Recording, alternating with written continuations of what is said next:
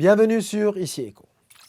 Le Liban risque l'inclusion dans la liste grise du groupe d'action financière. Le pays a été sous surveillance de la GAFI en raison de certaines lacunes dans son cadre réglementaire et de l'inefficacité de certaines mesures de lutte contre le blanchiment de capitaux et le financement du terrorisme. Un des principaux défis du Liban est la taille significative de son économie en espèces. Le pays dispose d'un marché où les transactions en espèces prédominent, ce qui complique la traçabilité des flux financiers et offre un environnement propice aux activités illicites. L'inclusion du Liban dans la liste grise de la GAFI aurait plusieurs conséquences importantes pour l'économie du pays, notamment en ce qui concerne les transferts financiers et les relations bancaires internationales. Et pour éviter l'inclusion du Liban dans la liste grise de la GAFI, le pays doit entreprendre certaines réformes significatives au niveau judiciaire et législatif.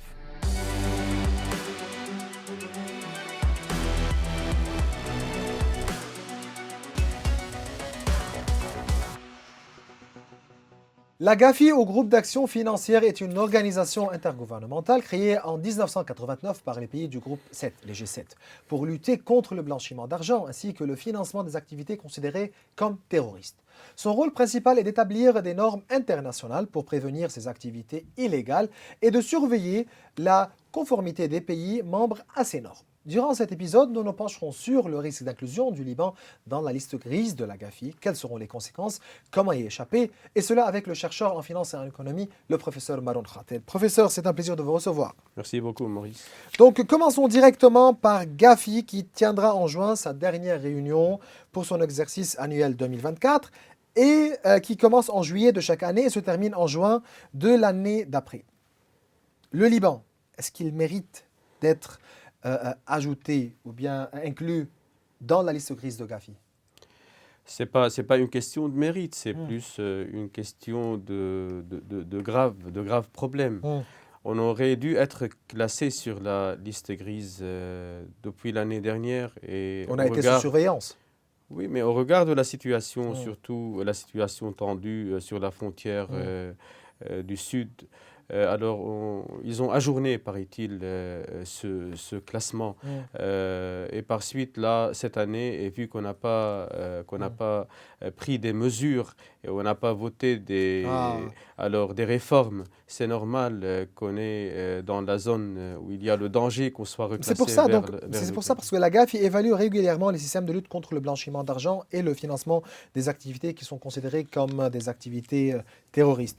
Pourquoi le Liban, aujourd'hui, il risque l'inclusion dans la liste grise? C'est parce que, premièrement, le Liban, c'est un pays où le contrôle sur les frontières, c'est un contrôle qui est manqué, voire inexistant, surtout la frontière terrestre. Et aussi, c'est parce que le Liban... Quelle est la relation entre contrebande, frontière et mais voilà, inclusion dans la liste? Le GAFI, il lutte contre le blanchiment d'argent et le financement du terrorisme. Et l'économie du cash, c'est une des variables, ou bien c'est un déterminant qui fait que le financement du terrorisme et le blanchiment d'argent, ils soient en prospérité. Et par suite, le fait qu'on ait des frontières qui sont poreuses, le fait qu'on ait un système où il n'y a plus de responsabilisation, il n'y a plus de contrôle, voilà, ça fait que l'économie, elle se transforme. Et en plus, l'effondrement du système bancaire libanais, ça fait que le fait que l'économie, elle se transforme en une économie de cash, alors ça va de pair avec le fait que le risque de blanchiment d'argent, du financement et de financement du terrorisme, il est accru. Et par suite, si ces variables sont les mesures que le GAFI il va considérer pour classer un pays, alors on risque d'être sous-classé et par suite d'être sur la liste grise. Juste pour rappeler ici que la liste grise est celle des pays sous surveillance renforcée qui présenteraient des déficiences stratégiques au niveau de leur régime de lutte contre le blanchiment de capitaux, le financement du terrorisme et le financement de la prolifération. Vous êtes d'accord avec l'approche qui dit que les motifs de toute décision seraient donc politiques, géopolitiques et non financières? Moi, je vois, si ce n'était pas vrai, alors comment ils ont pu ajourner le classement du Liban sur la liste grise? Il n'y a rien qui change. Alors, il n'y a rien qui change. Mais non, c'est pire. On a voté, on n'a rien voté, même pas une seule réforme. Et par suite, ce qui est valide aujourd'hui, il était valide il y a une année. Et par suite, cette période de grâce qui a été donnée au Liban, c'est une période de grâce qui se base sur des données plutôt politiques, ou bien, comme vous l'aviez dit, géopolitiques, en rapport avec la situation dans la région, beaucoup plus, qui est d'ailleurs lié avec ce qui se passe à l'intérieur du Liban, mais beaucoup moins qu'avec la situation financière du pays, qui est une situation en détérioration permanente, vu que la situation régionale et politique à l'intérieur sont des situations qui restent inchangées, même voire qui vont vers le pire. Et par suite, l'année qui nous a été accordée en tant que période de grâce, elle se termine bientôt. Il n'y a rien qui change. Alors, on ne sait pas. Ils sont très sûrs d'eux-mêmes, les responsables qui déclarent que le Liban ne sera pas classé sur la liste grise. Mais nous, on ne sait pas, on n'a pas des données. Si c'est la politique qui va reprendre la relève, alors on peut être ajourné encore une année ou Parlons de bien en l'économie octobre. du cash qui est passée selon certains rapports de 26,2% du PIB en 2022 à 45,7% en 2022 À 55 et en à 2023. 55% en Ouais. 2023. Donc la tendance haussière va continuer en 2024. Comment sortir du cash economy, de l'économie du Il n'y a cash? pas une solution à l'économie du cash. Il y a une solution au pays. Le pays, c'est un pays qui devient sans, je veux dire, sans règles, un pays qui devient sans normes. Et par suite, ce n'est pas l'économie du cash qui va faire le starting point, alors le point de départ de la solution. Mais le problème, vu qu'il est un problème à la base politique, il faut aller vers un pacte politique qui fait que les institutions du pays reprennent la relève, connaît au moins la justice qui est réactivée et par suite on va vers un système bancaire qui est restructuré pour aller en fin de compte vers un Donc il ne faut problème pas à commencer l'économie par la du cash. restructuration des banques. Il faut commencer par trouver la Pas solution du au tout, niveau mais judiciaire. Donc l'État doit être responsable, il doit porter sa responsabilité. Et puis on passe à la restructuration du secteur bancaire pour pouvoir contrôler l'économie du cash. pour aller à la restructuration des banques, il faut qu'on ait une volonté de justice et de responsabilisation.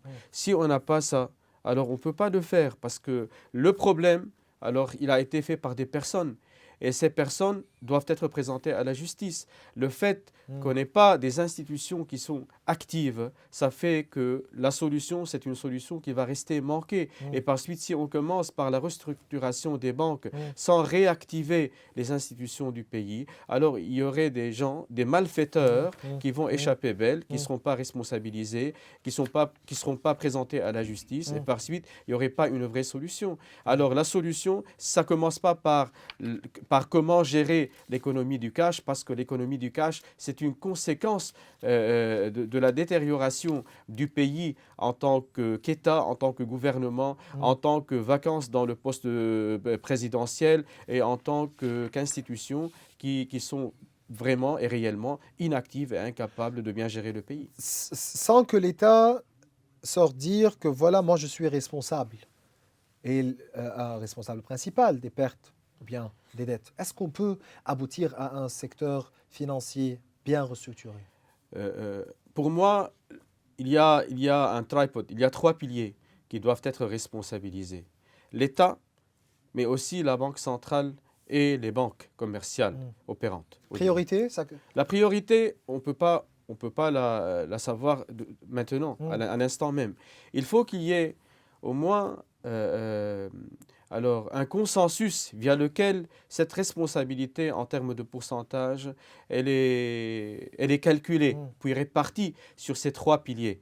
L'État, certainement, il doit porter une partie de la responsabilité, mais la banque commerciale qui était vraiment le broker qui a fait que les banques commerciales financent l'État et les banques commerciales qui ont pris des décisions d'investissement qui étaient vraiment mauvaises à l'égard de leurs Certainement. dépositeurs. Mais Alors, au niveau des responsabilités ici, nous sommes tous au courant de la dernière décision qui a été prise par le Conseil d'État au niveau de l'interdiction du gouvernement du plan Mi'at et Saad el-Shem et même Hassan Diab, donc ce plan avait commencé avec le gouvernement de Hassan Diab, en ce qui concerne l'élimination des engagements de la BDL envers les banques. C'est l'argent des déposants. Donc automatiquement ici, c'est l'État qui doit rembourser pour pouvoir avoir une restructuration, ou pouvoir commencer une restructuration équitable du système bancaire.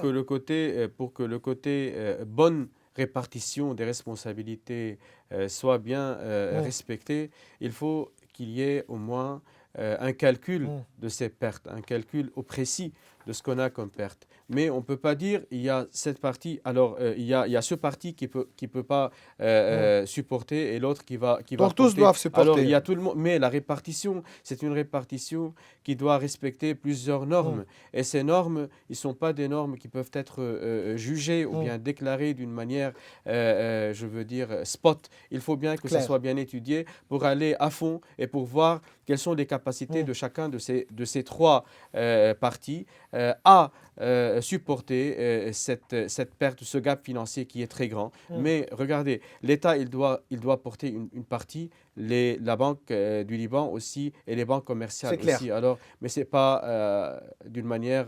ça, c'est clair. Revenons à la cash ou bien à l'économie du cash. Vous êtes convaincu que les actions, ou bien les mesures qui ont été prises par la Banque centrale en ce qui concerne l'inclusion financière, ou bien combattre le cash economy avec la circulaire 165, etc.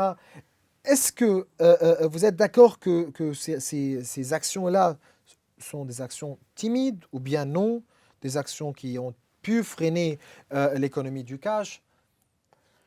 Si on regarde avec une vue d'ensemble, alors la situation monétaire au Liban depuis une année, on voit qu'apparemment il y a une certaine stagnation. Moi, je la nomme fixation du taux de change qui est causée non pas par les indicateurs économiques, non pas par l'économie du Liban qui reprend le souffle, mais par une décision politique qui a interdit le fait qu'il y ait des spéculations sur le marché de change. C'était les gouvernements qui prenaient cette décision.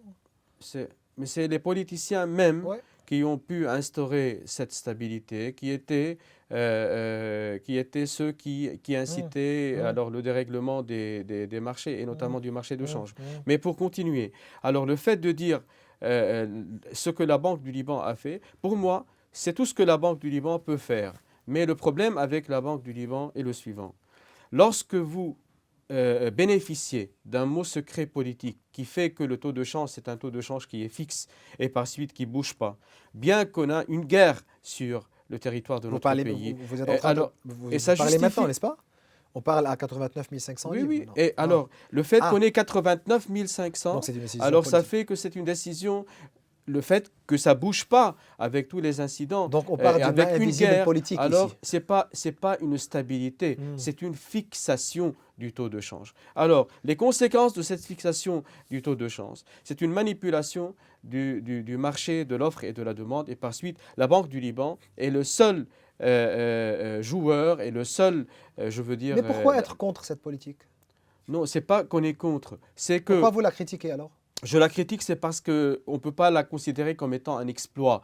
Ce n'est pas un exploit. Lorsque la politique, elle dicte des résultats, ou bien elle dicte des mesures qui peuvent donner des résultats, ça fait que ces résultats ne peuvent pas être considérés comme des exploits. Et par suite, le Liban, il ne jouit pas d'une stabilité de son cours de change, mais d'une fixation de ce cours de change. Et cette fixation de ce cours de change, elle fait que le marché de l'offre et de la demande, c'est un marché qui est bloqué, c'est un marché qui devient manipulé. Et par suite, la Banque du Liban, c'est le seul qui est autorisé à vendre des dollars ou à injecter des dollars sur le marché. Et en contrepartie, c'est la stabilité qui est instaurée par la politique. Mais si je vais prendre ici le rôle de l'avocat du diable, il y a la guerre, il y a l'effondrement, nous sommes devant un taux de change qui est fixe, la Banque centrale a pu augmenter ses réserves en devises étrangères. Alors, ça fait 2 ans qu'on est à peu près au même taux de change, 1 an et demi, 1 an quelques. Donc, pourquoi critiquer? Regardez, moi je suis académicien, moi. Lorsque vous me dites il y a 89 500, et je regarde l'économie effondrée, et je regarde que le taux de change, il est fixe, sans qu'il y ait des réformes à l'appui, alors je vous dis que ça, pour moi, c'est une stabilité qui est virtuelle, c'est une stabilité qui ne peut pas durer, elle est non durable, et par suite, c'est quelque chose qui peut me rendre anxieux. C'est toute chose égale par ailleurs Mais ici, je veux c'est pour ça. continuer concernant la Banque du Liban. Lorsque la Banque du Liban, elle dit qu'elle prend des mesures pour freiner l'effondrement, etc. Si la circulaire 165 est parmi ces mesures, la circulaire 165, elle fait un contournement, elle fait qu'on ne regarde pas le côté dépôt, le côté historique, le côté crise, et qu'on ouvre de nouveaux comptes en livres libanaises et en dollars, qu'on appelle des comptes frais, et par suite fresh dollar et fresh en livres libanaises. Et c'est quelque chose qui peut théoriquement être considéré comme étant une mesure qui peut freiner l'économie du cash, mais réellement, le grand problème avec la Banque du Liban et les banques commerciales, c'est la confiance. Et par suite, même si on a la possibilité d'ouvrir de nouveaux comptes en livres libanaises et en dollars en fresh, le problème, c'est qu'on n'a plus confiance en les banques. Et par suite, l'économie du cash, comme je vous l'ai dit tout au début, c'est une conséquence de l'effondrement du système bancaire. Et par suite, la remédiation, elle doit aller vers une restructuration du système bancaire comme étant une partie de la restructuration de tout le cadre politique, donc, puis monétaire, puis financier. Citez-moi ici les mesures, les réformes pour éviter l'inclusion du Liban dans la liste grise et pour sortir de notre crise. Il faut commencer au niveau politique, contrebande, évasion fiscale, secteur public, restructuration, il faut commencer par où? Il faut commencer par la réactivation des institutions. Il faut tout au début avoir un président de la République, avoir un gouvernement qui est capable de gérer la crise. Et il faut aller vers un plan, un pacte, comme je vous l'ai dit, un pacte national entre tous les partis politiques libanais qui doivent se mettre d'accord que c'est la date zéro pour commencer la restructuration du pays. Maintenant, on n'est pas dans un pays, on est dans un pseudo-pays. Et par suite, il faut contrôler les frontières, il faut aller réactiver la justice, il faut avoir un secteur public avec un indicateur de performance qui est acceptable. Il faut avoir au moins un budget qui est lisible, un budget qui est faisable, un budget qui est aboutissant. Et dans ce cas, sans nommer, sans donner un titre aux mesures, vous serez en train de réduire l'économie du cash et de transférer une partie de l'activité de l'économie réelle vers le système bancaire. Sinon, s'ils vont prendre 1001 mesures sans que la confiance en le Liban, je veux dire, en l'État, en le gouvernement, en le système bancaire soit réétablie, les mesures, elles sont non aboutissantes. Elles seraient non aboutissantes et elles ramèneront à rien. Vous avez bien mentionné le sujet du budget. Youssef El Khalil, qui est le ministre des Finances, est sorti depuis quelques jours tout en annonçant que le budget de 2025 va être prêt durant les délais constitutionnels. Premièrement, ce qui est bien, c'est qu'il s'exprime pour dire quelque chose autre que le fait de reporter les délais des paiements des impôts. Vous êtes en train de le critiquer? Deuxièmement, vous êtes en train de le critiquer? Non, peut-être de lui faire un petit éloge, non? Deuxièmement, avant de parler budget 2025, pourquoi est-ce qu'il ne précise pas un cours de change pour les comptes en dollars dans les banques, les dépôts en dollars? Troisièmement, si on s'attend à avoir un budget 2025 qui est similaire à celui de 2024, moi je l'incite à ne pas respecter les délais constitutionnels et à nous laisser jouir les conséquences les plus belles du budget 2024 sur 2 années. S'il duplique 2024 sur 2 années, alors moi je vois que c'est beaucoup mieux que d'aller vers un 2025 qui est amélioré selon ce qu'ils savent faire par rapport à 2024. 2024, c'est déjà une catastrophe. 2025, ça va être une grande catastrophe. Alors, vaut mieux qu'ils ne respectent pas les délais constitutionnels. Mais vous le portez responsable seul? Non, non, pas seul. Oui. Mais Mais je lui, vois cette colère envers les mais décisions qui moi, ont été presque, je ne prises. le porte pas responsable, lui. Mais presque, C'est aussi, hein, c'est presque. lourd. Ouais. Oui, presque. Parce que là, je ne sais pas les décisions, où Mm, est-ce qu'elles sont prises. mm, Je ne sais pas comment est-ce que le budget 2024 il a été préparé. Je ne sais pas s'il peut porter un avis concernant ce mm, budget et sa réalisation en termes de réel par mm, rapport à ce qui a été prévu. On est dans un bordel réel, dans un réel bordel. On est dans une situation qui est vraiment très, mm, très complexe. Il faut bien trouver par où mm. s'en sortir parce que si ça va continuer comme ça, si le budget 2024, il va être une extension de 2025, va être une De extension de 2024. 2024, alors on va vers le pire, vaut mieux ne pas aller. Vous avez bien mentionné durant la première partie de cet épisode l'histoire du taux de change et de la stabilité du taux de change. La Banque du Liban s'active pour le lancement de la nouvelle plateforme officielle qui fournira le taux de change du dollar contre la livre libanaise sur le marché. L'objectif de cette nouvelle plateforme mise en place en collaboration avec Bloomberg est, bien entendu, de remplacer Saïrafa, mais surtout de fournir un taux de change transparent. Le lancement était prévu pour fin 2023. Or, à la mi-2024, elle n'a toujours pas été mise en place. Cette plateforme, on attend quoi? Premièrement, la plateforme, Qu'est-ce qui empêche ce lancement? elle a été annoncée lorsque l'ancienne plateforme Saïrafa a été suspendue ou bien annulée. Et depuis lors, on a entendu Avec le pas. départ de l'ancien Oui, gouverneur de la Banque centrale. et avec le fait qu'on a eu le mot secret politique qui a fait que le taux de change il Stabilité. est fixé Uh-huh. après Saïraf. On n'entend plus des Alors, applications, des plateformes, des applications. non, c'est On parce entend, que on entend plus de ça. alors, le même pouvoir politique qui gérait tout ce bouleversement du marché de change, il a fait que il a dicté, il a voulu que ce marché soit un Vous le rendez marché responsable où il y a la paix. vous le rendez responsable de la majorité de la crise? Pardon? Vous rendez ou bien ces partis politiques responsables de la Mais majorité bien de sûr, la mais crise? ce sont les partis politiques qui étaient là lorsqu'il y avait la guerre. Mm, Ils étaient là lorsqu'il y avait la reconstruction du pays. Ils ont pu mettre la main sur une bonne partie de l'argent qui mm, a été injecté dans la reconstruction. Et puis, ils sont là pour la crise mm, et ils sont là pour les plans de rétablissement. mm, Et par suite, moi, je dis, et je le dis d'une manière déclarative, que ces partis politiques qui étaient présents les jours de la guerre, ils sont les mêmes présents aujourd'hui. Et par suite, ils ne sont pas seulement responsables de ce qu'on mm, vit maintenant, mm, mm, mais ils sont responsables de toute cette vision stratégique que mm, le Liban a vécue et qui continue à vivre. mm. Et par suite, là, pour revenir à Bloomberg, Bloomberg, on a entendu parler le jour où ils ont arrêté Saïrafa. Et depuis lors, on a entendu que c'est une plateforme qui va être ouverte. Et par suite, elle injectera sur le marché l'argent, les dollars qui lui seront vendus par le même marché.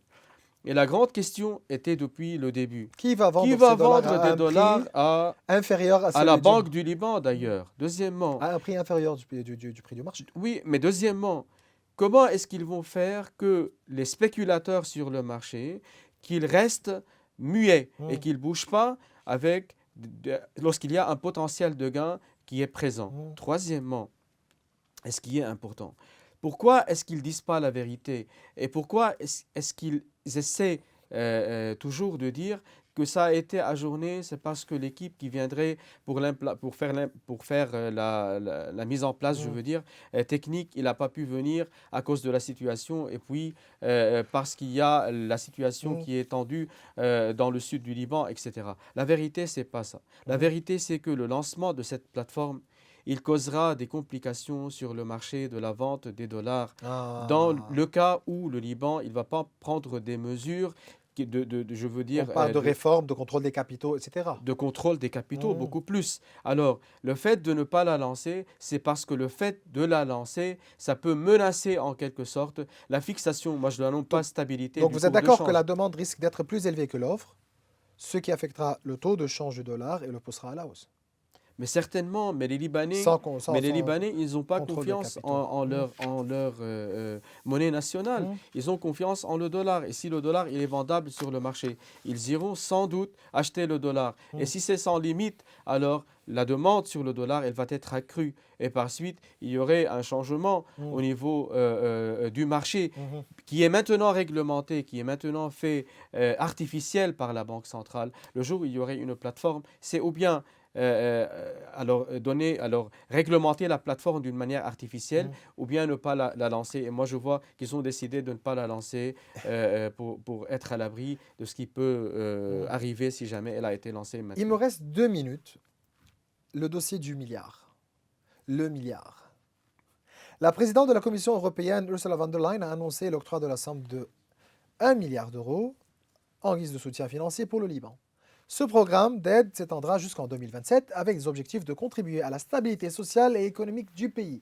Qui va profiter de ce milliard? 1 milliard de dollars, ça fait le quart de ce C'est qu'on un a peu plus, besoin. 1 milliard d'euros.